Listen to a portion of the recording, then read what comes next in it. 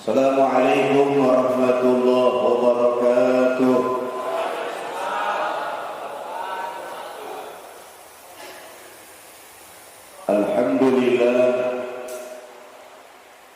Alhamdulillahi rabbil alamin. Wassalatu wassalamu ala asyrafil anbiya'i wal mursalin Sayyidina wa maulana Muhammadin wa ala alihi wa ashabihi ajma'in, amma ba'du. Salawat kita nyambut bulan Maulid. Allahumma sholli ala sayyidina Muhammadin tibil qulubi wa dawaiha wa afiyatil abdani wa shifaiha wa nuril absari wa diyariha wa ala alihi wa sahbihi wa sallim. Allahumma sholli wa sallim wa barik. Apa kata Nabi? Seseorang yang wafat, seseorang yang meninggal pada hari Jumat, hadiahnya, bonusnya, dia akan dibebaskan dari siksa kubur sampai datang hari kiamat. Tuh, untungnya tuh. Termasuk orang yang gemar membaca Al-Quran, termasuk orang yang gemar bersolawat, termasuk orang yang menjaga sholat 5 waktu di awal waktu, mereka juga akan dihindarkan dari azab kubur sampai datangnya hari kiamat. Adapun orang yang banyak dosanya, adapun orang yang banyak salahnya, adapun orang yang banyak maksiatnya, alam kubur adalah penjara pertama bagi dirinya. Kalau dosanya banyak, dia akan disiksa oleh Allah. Di dalam kubur, masih ingat lagunya? Di dalam kubur berjuta-juta tahun lamanya, Munkar dan Nakir bertanya-tanya, Marabbuka, siapa Tuhanmu? Kolenang itu baru pertanyaan doang kita sudah diazab. Marabbuka, dia nggak bisa menjawab Allahu Rabbi, dipukul oleh Munkar Nakir. Satu kali pukulan melebas 7 lapis bumi, perjalanan ribuan tahun. Setelah sampai ribuan tahun sampai dasar bumi, mau datang pertanyaan yang kedua, dicongkel lagi naik ke atas, perjalanan ribuan tahun. Dipukul, melebas 7 lapis bumi, perjalanan ribuan tahun. Mau ditanya lagi, dicongkel lagi naik ke atas, perjalanan ribuan tahun. Masya Allah. Itu baru ditanya doang. Begitu sudah habis pertanyaan, baru dia mendapatkan azab dan siksa. Maka alhamdulillah, orang yang kalau malam Jumat gemar membaca surat Yasin, lalu dihadiahkan kepada almarhum yang sudah wafat, dia akan gembira, dia akan senang, dia akan diringankan azab kuburnya. Aisyah tanya kepada Rasulullah, ya Rasulullah, wahai suamiku, ya Rasulullah, seandainya aku bersedekah, lalu aku niatkan sedekah itu, pahalanya aku niatkan untuk orang tuaku, apakah sampai ya Rasulullah? Apakah sampai sedekah untuk disampaikan kepada orang tua yang sudah wafat? Apa jawab baginda Rasul? Sampai, wahai Aisyah, sampai. Rasul lagi jalan lewat kuburan, berhenti. Rasul angkat tangan, Rasul berdoa. Sahabat bertanya, ya Rasulullah, kenapa? kamu berdoa? Rasul bilang sama sahabat, ini orang lagi disiksa, lagi diazab, maka saya berdoa kepada Allah supaya Allah meringankan azabnya. Tuh, jadi doa bisa meringankan azab. Dulu saya pernah bercerita, ulama besar bernama Syekh Hasan Basri didatangi oleh seorang ibu, yang ibu tersebut sudah lama ditinggal, anaknya wafat. Sudah lama ibu itu ingin tahu keberadaan anaknya, apakah di surga ataukah di neraka. Datang ibu ini kepada Syekh Hasan Basri lalu berkata, wahai Tuan Syekh, beri saya amalan, beri saya doa wahai Tuan Syekh, yang dengan doa tersebut, yang dengan amalan tersebut saya bisa bermimpi, bisa berjumpa dengan anak saya, apakah ada di surga atau ada di neraka. Dikasih amalan sama Tuan Syekh Hasan Basri, lalu bermimpi anaknya lehernya dibelenggu pakai rantai, kakinya dibelenggu pakai rantai, disiksa di tengah-tengah api neraka. Begitu si ibu ini bangun, dia menangis, ternyata anaknya yang sudah lama meninggal lagi disiksa di alam kubur. Mengadu kepada Tuan Syekh Hasan Basri, wahai Tuan Syekh, ternyata anak saya ada di alam kubur, ada di dalam neraka. Tuan Syekh menangis, ibu itu juga menangis. Tidak lama kemudian, saudara, Syekh Hasan Basri, seorang ulama besar, bermimpi, dan di dalam mimpinya dia berjumpa dengan seorang wanita memakai pakaian dari surga, di atas kepalanya ada mahkota dari surga. Lalu wanita itu berkata, wahai Tuan Syekh, tidakkah engkau mengenali aku? Siapa kamu? Saya adalah anak dari seorang ibu yang pernah datang kepada Tuan Syekh meminta amalan satu doa. Lalu ibu saya pada saat itu melihat saya berada di dalam api neraka. Tuan Syekh berkata, kenapa kamu sekarang bisa ada di surga? Bagaimana ceritanya?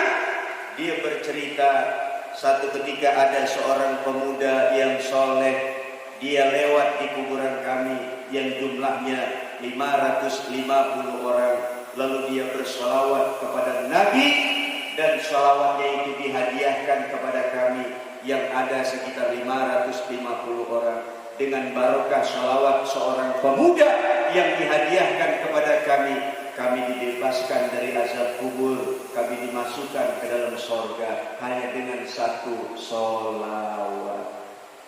Allahumma sholli ala sayyidina Muhammadin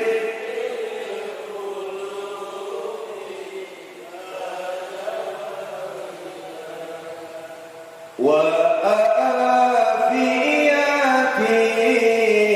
abdani wa shifaiha wa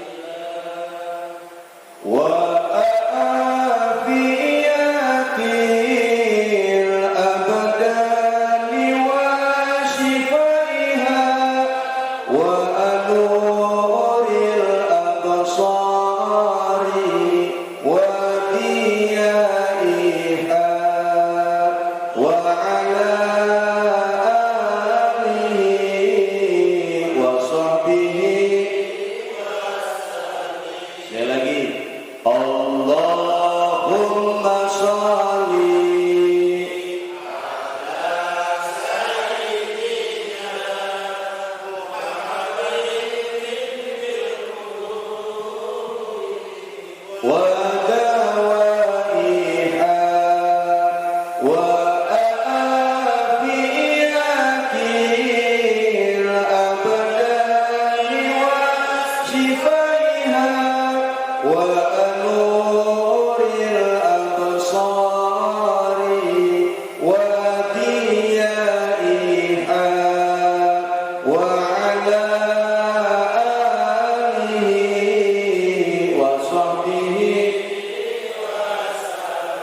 Allahumma sholli wa sallim wa barik. Jadi kalau ada orang tua kita yang sudah meninggal, bacain sholawat, bacain sholawat. Rabi'atul Adawiyah pernah ditanya, wahai Rabi'ah, kenapa engkau baca sholawat sebegitu banyaknya? Berapa Rabi'atul Adawiyah baca sholawat kepada Nabi setiap hari? Tidak kurang daripada 50.000 sholawat. Bayangin coba. Rabi'atul Adawiyah karena ingin dicintai oleh Rasulullah, ingin disayang oleh Rasulullah, ingin bersama dengan Rasulullah. Rabi'atul Adawiyah setiap hari bersolawat kepada Nabi sebanyak 50.000 solawat. Allahumma sholli ala Sayyidina Muhammad wa ala ali Sayyidina Muhammad. Saya ingin kembali cerita masa lalu, sekedar mengingatkan. Dulu saya pernah berkisah tentang seseorang yang sudah 9 tahun jasadnya dikubur tapi tidak hancur. Kain kafannya tidak hancur, jasadnya tidak hancur. Ini adalah murid daripada Syekh Malik, gurunya Habib Lutfi. Waktu itu Habib Lutfi dipanggil oleh Syekh Malik. Kata Syekh Malik, itu makamnya Mbah Darjo mau dibongkar, mau digali, karena cucunya ingin ditanam di tempat yang sama. Cucunya yang meninggal ingin dikuburkan di tempat yang sama. Coba Bib, kamu lihat kuburan Mbah Darjo. Dilihat, disaksikan oleh Habib Lutfi. Digali kuburan Mbah Darjo, apa yang terjadi? Bambu yang menutupi liang lahat Mbah Darjo sudah 9 tahun ditanam. Warna bambunya yang hijau tidak hilang walau sudah tahunan ditanam. Terkena sinar matahari, disirami oleh air hujan, warna bambunya tidak hilang, bahkan bambunya tidak dimakan oleh rayap. Begitu bambu diangkat, ternyata keajaiban terjadi. Jasadnya Mbah Darjo masih utuh, kain kafannya masih utuh seperti mayit yang baru ditanam. Bayangkan coba, sudah 9 tahun. Kalau orang yang banyak dosanya, kalau orang yang banyak maksiatnya, jangankan nunggu 1 bulan, jangankan nunggu setahun, jangankan nunggu 2 minggu, seminggu, 1 hari habis, digencet oleh bumi, dimakan oleh cacing dan tanah, menjadi rebutan ular dan kalajengking. Apalagi yang badannya gemuk, cacing paling doyan. Ayo lo. Makanya kalau mati jangan gemuk-gemuk, Senin Kemis dulu. Ya. Itu Mbah Darjo, saudara, jasadnya masih utuh, kain kafannya masih utuh, bahkan seperti mayit yang baru ditanam, wangi jasadnya. Habib Lutfi terheran-heran, lalu dia lari menuju rumah Syekh Malik, gurunya. Belum berkata apa-apa, saudara, belum berbicara apa-apa, saudara, itu dari kejauhan Syekh Malik berkata, bagaimana dek, jasadnya Mbah Darjo masih utuh kan? Jasadnya Mbah Darjo masih utuh kan? Jasadnya Mbah Darjo masih utuh kan? Habib Lutfi berkata, betul wahai Tuan Guru, jasadnya masih utuh. Saya mau tanya, kok Tuan Guru tahu, Tuan Syekh bisa tahu kalau jasadnya Mbah Darjo masih utuh? Kok Tuan Syekh bisa tahu? Bagaimana ceritanya? Habib bertanya. Syekh Malik berkata, "Bir, walaupun Mbah Darjo itu bukan seorang kiai, Mbah Darjo itu bukan seorang ulama, Mbah Darjo bukan seorang ustadz, Mbah Darjo bukan seorang habib, Mbah Darjo bukan seorang wali. Mbah Darjo adalah kuli panggul beras di pasar. Kuli panggul beras di pasar. Dia bukan wali, dia bukan ulama, dia bukan kiai, dia bukan ustadz, dia tukang panggul beras di pasar. Tapi walaupun Mbah Darjo itu bukan seorang ulama, walaupun Mbah Darjo itu bukan seorang kiai, walaupun Mbah Darjo itu bukan seorang wali, hanya seorang kuli panggul beras di pasar, tapi Mbah Darjo punya kebiasaan sebelum dia tidur, dia selalu berselawat kepada Nabi sebanyak 16.000 kali selawat. Masih ingat kan? Dulu saya pernah bercerita seperti itu. Jadi sebelum tidur Mbah Darjo berselawat kepada Nabi.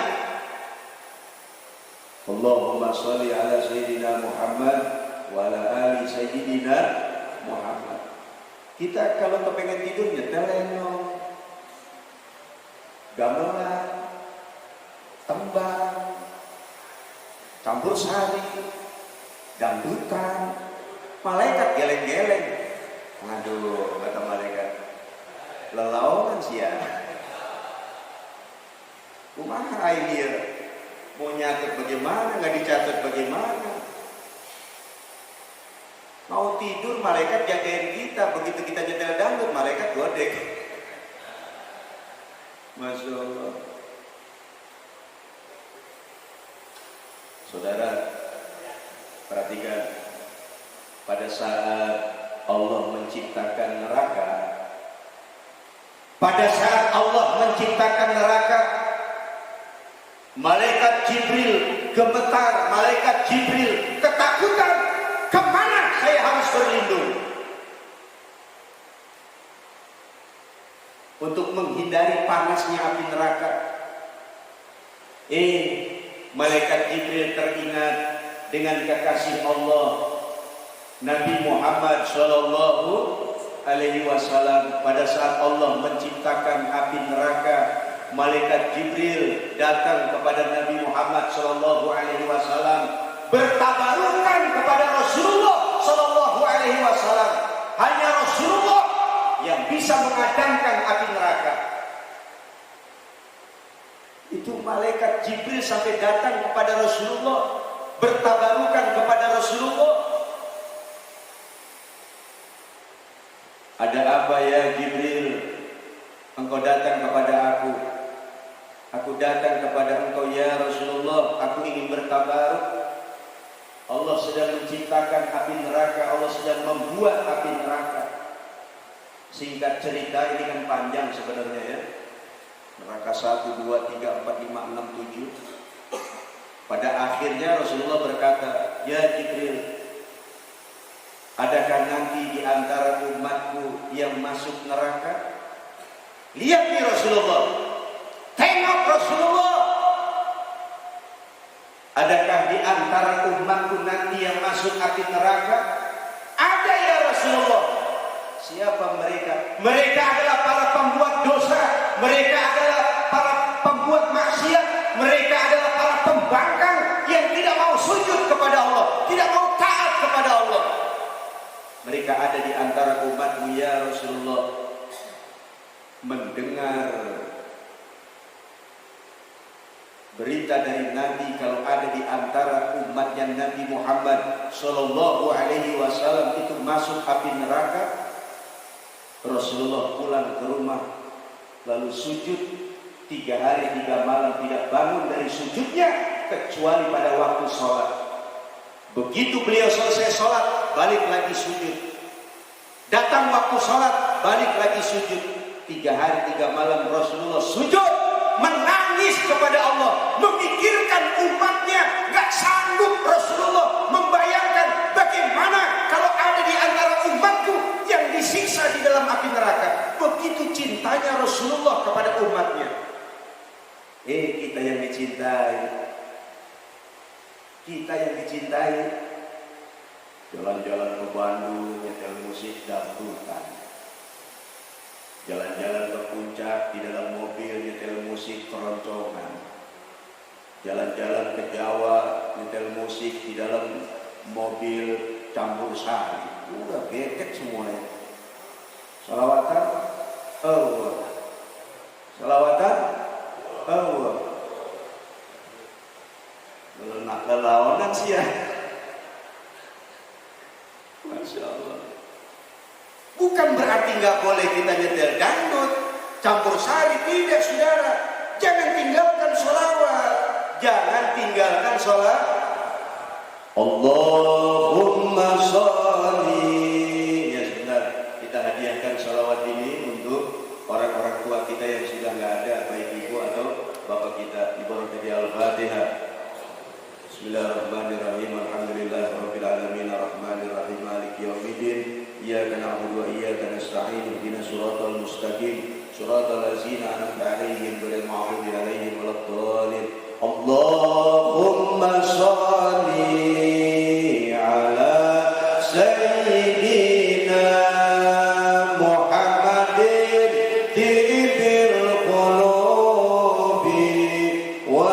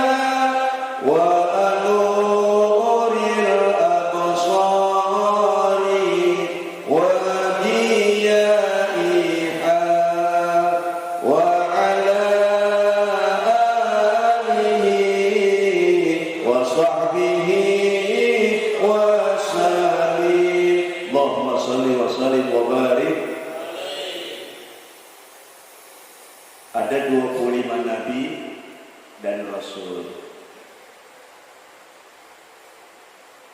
Itu 25 nabi dan rasul semua berasal dari cahayanya Nabi Muhammad. Nabi Adam, nabi pertama, berasal dari nurnya Muhammad. Nabi Nuh berasal dari cahayanya Nabi Muhammad. Nabi Sulaiman berasal dari cahayanya Nabi Muhammad. Nabi Ibrahim, Nabi Ismail, Nabi Yusuf berasal dari cahayanya Nabi Muhammad. Nabi Muhammad berasal dari cahayanya Allah Subhanahu. Sebelum jasadnya Nabi Muhammad Shallallahu Alaihi Wasallam tercipta, baru nurnya Muhammad yang Allah ciptakan, Allah sudah berselawat kepada nurnya Nabi Muhammad Shallallahu Alaihi Wasallam. Masya Allah, mulianya Nabi kita Muhammad Shallallahu Alaihi Wasallam. Yang terakhir, dulu itu ada pemabuk, penjudi, tukang dosa, tukang maksiat, tapi dapat syafaat dari Nabi. Ya. Jadi bisa masuk surga. Jadi ada seorang anak, seorang pemuda pada saat dia haji, setiap kali dia sa'i, Allahumma sholli ala sayyidina Muhammad. Setiap kali dia tawaf, Allahumma sholli ala sayyidina Muhammad. Masuk Ka'bah, Allahumma sholli ala sayyidina Muhammad. Keluar Mekah, Allahumma sholli ala sayyidina Muhammad. Naik tangga, turun tangga, Allahumma sholli ala sayyidina Muhammad. Sahabatnya tanya, "Hei pemuda, kenapa hanya sholawat Nabi yang dibaca? Kan bacaan-bacaan tawaf itu berbeda dengan bacaan sa'i, masuk Mekah juga berbeda." Apa kata anak muda itu? "Pokoknya saya serba sholawat." Kenapa serba sholawat? Dulu saya teringat dengan ayah saya. Pada saat ayah saya wafat, pada saat ayah saya meninggal, seluruh badannya berubah menjadi hitam, kulitnya seluruhnya berubah menjadi hitam. Saya malu untuk mengadu kepada tetangga saya karena ayah saya dosanya banyak, kesalahannya banyak, tukang dosa, tukang berbuat maksiat. Dia pikir karena takut, malu kepada tetangganya. Lalu dia kecapian pikir, ketiduran. Di dalam tidur, itu ayahnya didatangi oleh cahaya yang terang. Lalu cahaya itu menghampiri ayahnya. Diusaplah seluruh tubuh ayahnya yang tadinya hitam kulitnya. Begitu diusap oleh cahaya tersebut, berubah kulitnya menjadi putih. Lalu anaknya berkata, "Siapakah Tuhan? Saya adalah Rasulullah, saya adalah Nabi-Mu." Kenapa Rasulullah tolong ayah saya? Padahal ayah saya pendosa, suka berbuat dosa dan maksiat. Apa jawab Nabi? "Walaupun ayahmu ini pendosa, walaupun ayahmu ini tukang maksiat, tapi ayahmu setiap kali mau tidur, dia selalu bersalawat kepadaku. Setiap kali mau tidur, ayahmu selalu bersalawat kepadaku. Maka dengan barokah karomah salawatnya untukku, aku berikan syafaat untuknya. Dosanya diampuni oleh Allah, kesalahannya diampuni oleh Allah." Alhamdulillah. Mudah-mudahan ada manfaatnya. Billahi taufiq wal hidayah. Assalamualaikum warahmatullahi wabarakatuh.